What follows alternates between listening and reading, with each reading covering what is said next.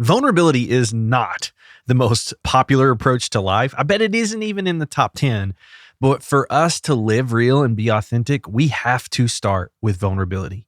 We must be willing to lay ourselves out there no matter what. In this first episode under the Let's Get Tryin banner, we start with a look at vulnerability. We look at how God created us to be unashamed, authentic people. And that's how we grow. That's where relationships grow, and that's where the world changes.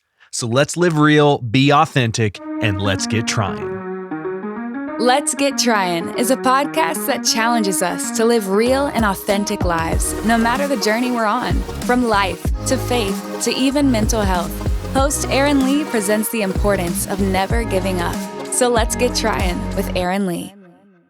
All right. Welcome back, everyone. And welcome to those of you who are hitting the podcast up for the first time. I am so pumped that you're here. This first episode under the new banner, Let's Get Tryin' with Aaron Lee. It excites me.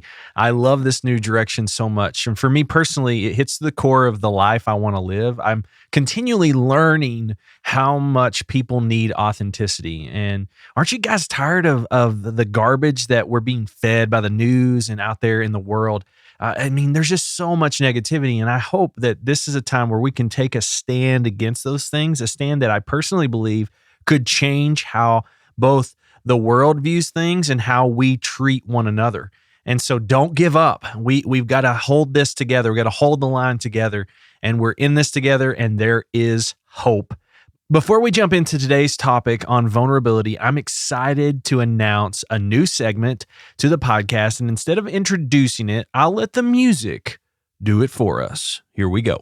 And now, an authentic minute with Aaron. Oh, that's so ridiculous. Please don't take that too seriously. I'm just trying a new segment, having a little fun with it.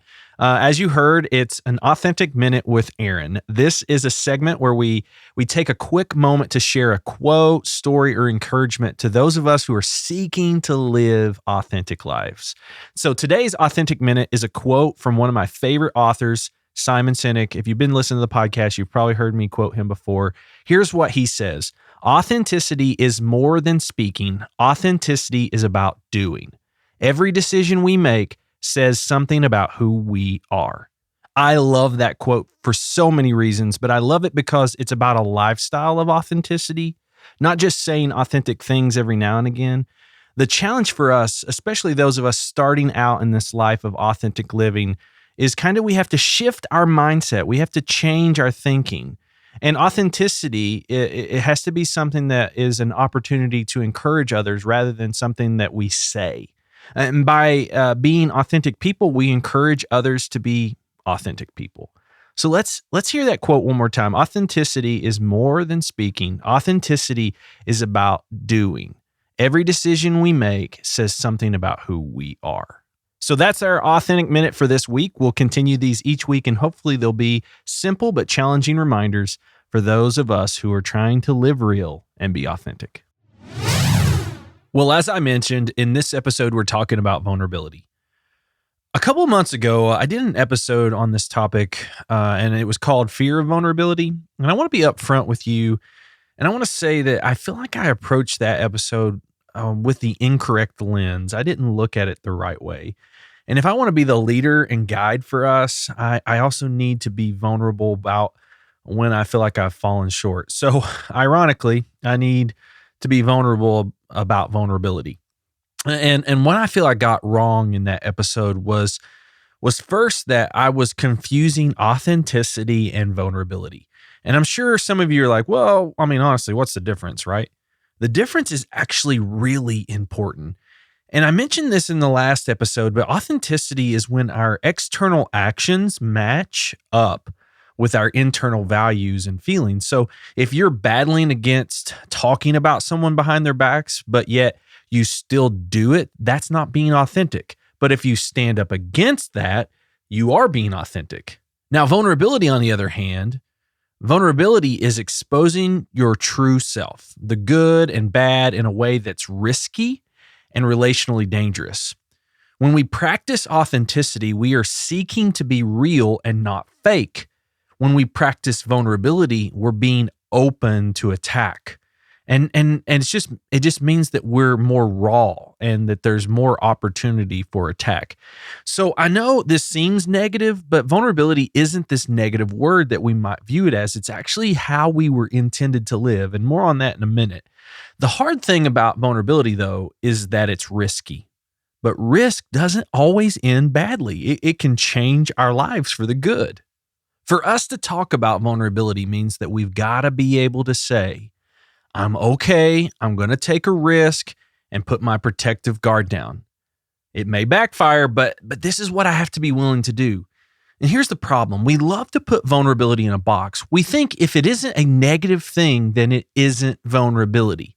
But that's just not true. While it does require us to share our weaknesses, it also requires us to share our strengths. It's funny to me, like I mentioned earlier, how vulnerability requires vulnerability. Have you ever thought about that? You have to be open to the idea of being open to show your strengths and show your weaknesses. But let me tell you what vulnerability is. It's trusting someone who has hurt you in the past. It's loving someone and being open to the risk that you'll be hurt by them. It's having kids. It's going to work every day. It's even sharing your blessings with others. That's what vulnerability is. Okay, so if I want to practice what I preach, I have to be vulnerable with you all. And some of what I'm going to share is probably stuff you deal with, while there may be some other things that you have a hard time understanding, and that's okay. But if you've been a listener to the podcast, especially early on, you know that I went through a difficult season of bullying from my kindergarten years of school to my 5th grade year of school. And this is it's basically shaped the good and bad of my personality. Now, if you would ask me, would you change it? I would say no. And I am who I am because of it. But the problem with our wounds is they may mold us into the person that we are today, but they're still wounds, and those wounds can bleed over into our relationships.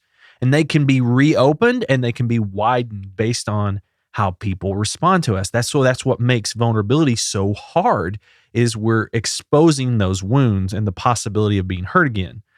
And I'd say that the number one thing for me personally, my number one wound that has been opened by that season of bullying is the desire to be wanted. Because I was rejected so often as a kid, I desperately seek the approval and love of anyone and everyone I meet.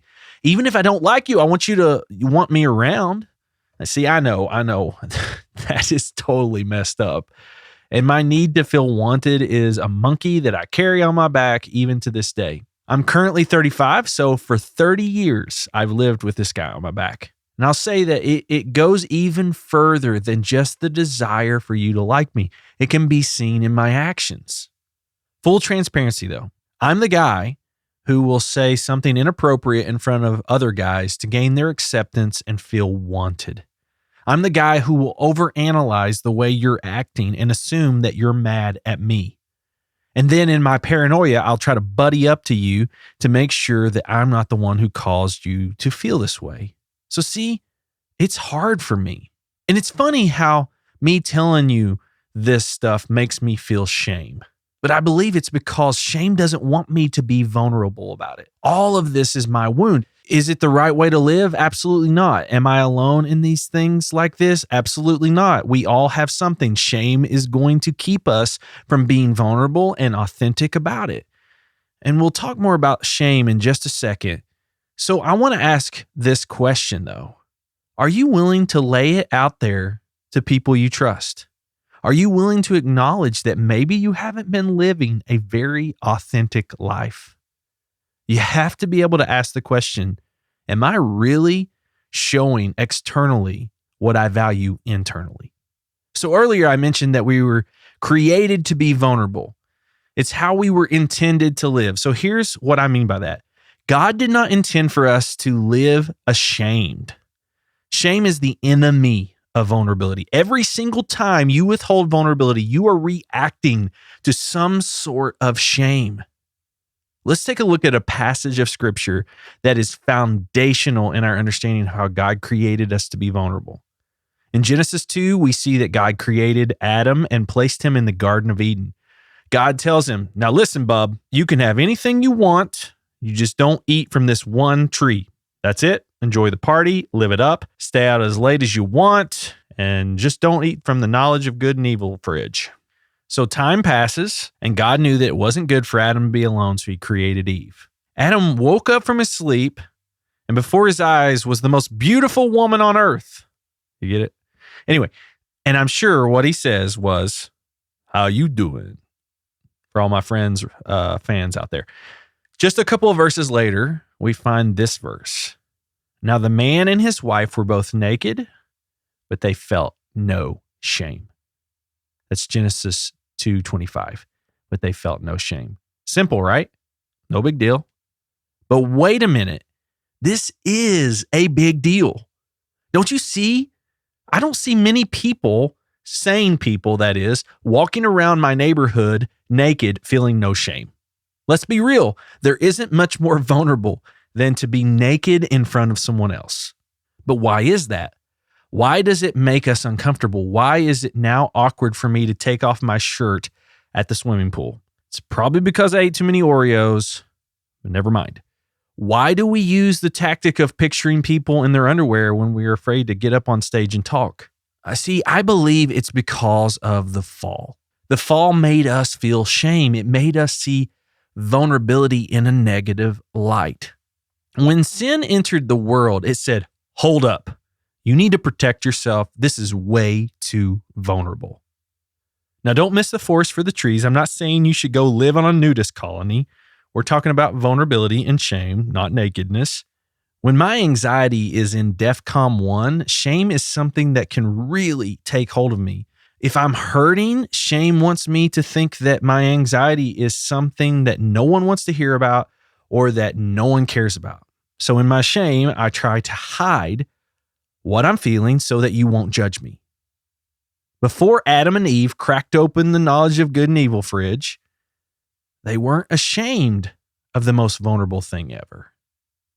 But after the fall, the story began to shift. When they took that fruit and ate it, shame took hold. Genesis 3:8-10 says, when the cool evening breezes were blowing, the man and his wife heard the Lord God walking in the garden. So they hid from the Lord among the trees. And then the Lord God called to the man, where are you? He replied, I heard you walking in the garden, so I hid. I was afraid because I was naked. So earlier they were naked and felt no shame. Now they're aware of their nakedness and they find themselves what? Ashamed. Vulnerability got replaced by shame.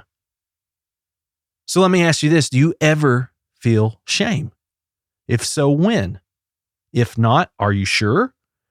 Shame comes in all kinds of forms. It comes in the morning when you step on the scale. It comes when you're not quite able to get that cowlick in your hair to lay down. It comes when someone gives you the cold shoulder. It even comes when intimacy is rejected by your spouse. Several years ago, Jerick and I were planning to move out of our first home, and we were in the midst of cleaning this thing up. And we decided that we wanted to get rid of some of our stuff, and we found some things that just weren't worth very much money. And so we'd place them out by the road, put a label on them that said free, so that anybody wanted to stop and pick them up, they could just take them. On this particular Saturday, we had several friends over helping us, and one of the items that I found in my old little shed was this broken bike. And so I was like, all right, I'm going to take this. I'm going to take it out by the road. So I grab it. My buddy grabs a couple of things from the shed and we start walking toward the road. About the time I laid the bike down, I heard a voice. And as I looked up, I saw two guys on road bikes. And they were clearly serious riders. They were wearing expensive gear, sunglasses, and those awkwardly skin-tight shorts. But by the time I could process what they said, they were past me. And the guy had looked directly at me and he had said, who would want that crap? And then proceeded to turn to his friend and laugh. Oh, I could feel my blood pressure capping off on the top of my head as they continued to pedal down my street. I had had no more. In a moment of weakness, I yell out, "Hey, jerks!" A few seconds passed, and then I raised my head up toward my hand that is now in the air, and I realized that my giant rocket of a middle finger was up in the air. And before you ask, yes, I was already a pastor when this happened. Listen, I'm a pastor. I'm not Jesus, people. Fortunately for me, the two gentlemen had already gotten out of earshot, so they had no clue what I'd done. But immediately, shame took over. Not only in that moment was I compromised by the cruelty of these cyclists, but now I felt so much shame. Shame that I was the worst pastor on the planet. Shame that my friends saw what I did. Shame that the non-believer across the street might have saw me do it. This wrecked me, and it wrecked me for several days. And then shame came to a head. To my horror, I was sitting in my office at work, and one of my coworkers walked into my office and said, "Did you get rid of that crap?" Now, for a moment, I was confused. And then that nightmare began to replay in my mind. And at the moment that I got to the point where I was looking up at my bully, I realized that underneath the sunglasses and underneath the helmet was my coworker. And he had been riding with one of his friends and happened to be riding by my house at the perfect time that Saturday morning. It's funny how we all make stupid mistakes. But what really gets me is how we let our shame drown out any kind of vulnerability. For me, I was insecure. My coworker's comments spoke right to my insecurity, and especially because I didn't know it was him. I just thought it was some dude being a jerk. So I can tell you that I defended my actions that day because I wasn't going to tell my wife, my friends, or my neighbor how insecure I was. I let shame block out vulnerability. Another way to look at it is I was naked and afraid, so I hid. So where do we go from here? What's a life of vulnerability look like these days? First, let me tell you the benefits of vulnerability, because I think you're probably still questioning whether it's worth it. And these are so important, so please listen closely. The first thing you need to hear is you're no longer controlled by shame. Yeah, you heard me right. From a mental level, you are only bound by shame if you allow yourself to be bound by shame. A life of vulnerability fights against the feeling of shame. And if you're a Jesus follower, this should go without saying, but thanks to what Christ did on the cross, we should no longer be overpowered by shame. Vulnerability can now be restored back as a part of our community with the Lord. 1 John 4:4 says, "But you belong to God, my dear children. You have already won a victory over these people because the Spirit who lives in you is greater than the spirit who lives in the world." The next thing I want us to see is vulnerability grows real relationships. In the same way that vulnerability draws us back to the Lord, it also draws us back to one another. Every day we interact with different people. Our family, friends, coworkers, all have differing degrees of relationship. But vulnerability allows those relationships to grow and become real. Imagine if you had that kind of relationship with your spouse or sibling. Imagine if they knew you in such a way that you never had to feel alone in your struggles. That is vulnerability. Wow. How beautiful would that be? The next thing is vulnerability creates authentic living. For those of us who want to have real relationships, this is powerful. This is something really powerful, and it's authentic living. This means that you start to live a life that's free from the bondage of shame or the pressure of culture to be someone you aren't. Authentic living spreads into every aspect of your life. So all this sounds amazing, I'm sure. Sounds fantastic. But I wouldn't be doing us justice if I didn't give us some practical ways for us to practice vulnerability.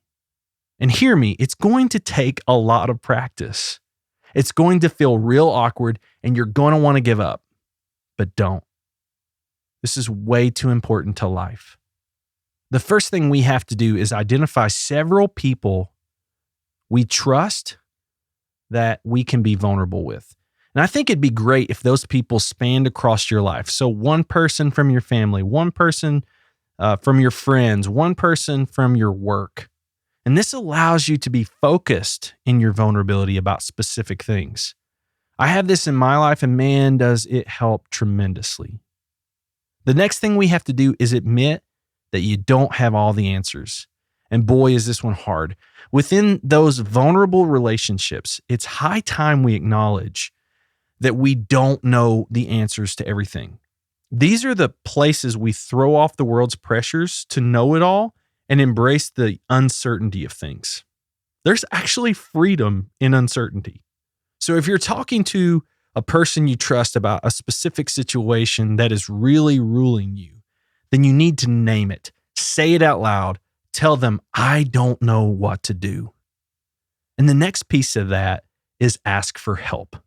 One of the most vulnerable things you can do is lay down your pride, lay down our pride, and just ask for help. And this goes along with not knowing all the answers, but it's the next step to it. We must be able to say to those we trust, help, I don't know what to do. And then next, don't be afraid to acknowledge hurt.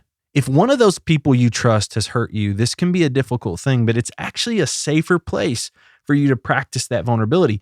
Say your spouse said something to you that made you feel belittled. If that's the case, then you need to have the freedom to acknowledge your hurt, set some boundaries, and grow that relationship. If you hold it in, you're robbing yourself of the opportunity to strengthen that relationship. Now, if someone outside your circle of trust hurts you, I believe it's important to still go to those people you trust and acknowledge that you're hurt and that you feel this. From there, I believe it's important for us to evaluate the other relationship and ask this question, will this grow this relationship? Will your telling them that they hurt you be beneficial or not? And here's the thing, honestly, sometimes it won't be. And you'll need to process this with your inner circle. But if it's a real relationship, then you need to share that hurt you felt with that person who hurt you. Maybe you had a friend or coworker throw you under the bus in the middle of a meeting at work. Well, I believe you need to be vulnerable with that. You need to tell them that. If we aren't vulnerable in how others hurt us, we're only inviting them to hurt us again. I know this whole conversation about vulnerability can feel like a fire hydrant of knowledge, but you have to do it. And you can't feel like you're alone in it. That's why we're talking about this stuff. And also, I want to shout out to just the men that are listening. I know for men that this can be even harder to see value in. A lot of times we see this as weakness. And all I ask you to do is pray that the Lord would guide you and direct you on this subject. If you need to re-listen to this episode, then do it. But don't believe the lie that vulnerability is weakness. Don't believe that it's a shameful thing. I promise it can be freeing. I promise it can be life-giving. Before we finish up this episode, I'd like to introduce another segment to the podcast called Ask Me Anything. This is a segment where I'd love to have some audience participation. Now listen, this will be incredibly embarrassing if no one asks me any questions. So please, if you've got questions, please ask them. And you may be asking, how do I ask those questions? Well, I'm glad you asked. Man, that's a lot of stuff. Anyway, head over to aarontelee.com and hover over podcast and then click the link that says Ask Me Anything. All you got to do from there is fill out the form and shoot me your questions. And just like the title of the segment, you can ask me anything. You can ask me questions like, Aaron, why are you so cool? I mean, that'll take 2 seconds to answer. Or you can ask things like, how can I be more honest with my friends? Whatever you want to ask that can be asked on a Christian podcast, you can ask me. So today's first Ask Me Anything question comes from my wife, Jerica. She's the best question asker I know. And her question is, when do you feel most in tune with yourself? For me, it comes when I have purposeful solitude and alone time. What I mean by that is that I can't just be alone for the sake of being alone.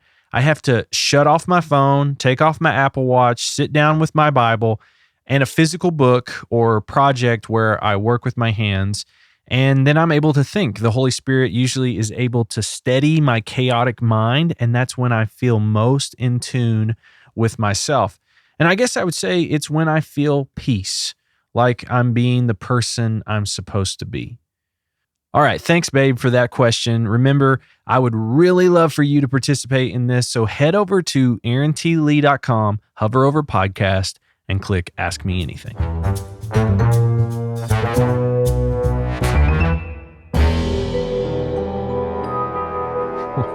Wow, I'm having way too much fun with these stock stinger music clips, whatever you want to call them. But yeah, I'm having way too much fun with those.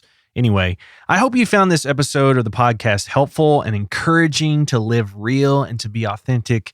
And could you imagine a world that's radically changed by authentic living? A life that wasn't caught up in itself, but more in the love of Jesus, more living a life like Jesus. That would be a totally different place, and I think it would be awesome. Also, please, please, please, before you turn off this episode, hit that subscribe button, tell your friends and family, get the word out. That would mean a lot to me. One other way that you can help support the podcast is by picking up a t-shirt or sweatshirt at our online store. Those proceeds go directly back into the podcast and helping offset the cost of running it. And you know what? You get a super cool shirt or sweatshirt that you can help promote the podcast, and it looks super cool. And how you can do that is, again, go to aarontlee.com, and all you got to do is click shop. And that would mean the world to me as well. Also, be sure to like and subscribe and follow us on Facebook, Instagram, and YouTube. And you can find the show notes over at aarontlee.com. Be sure to sign up for the newsletter. Thanks for being here. I love you all. Go live real, be authentic, and let's get trying.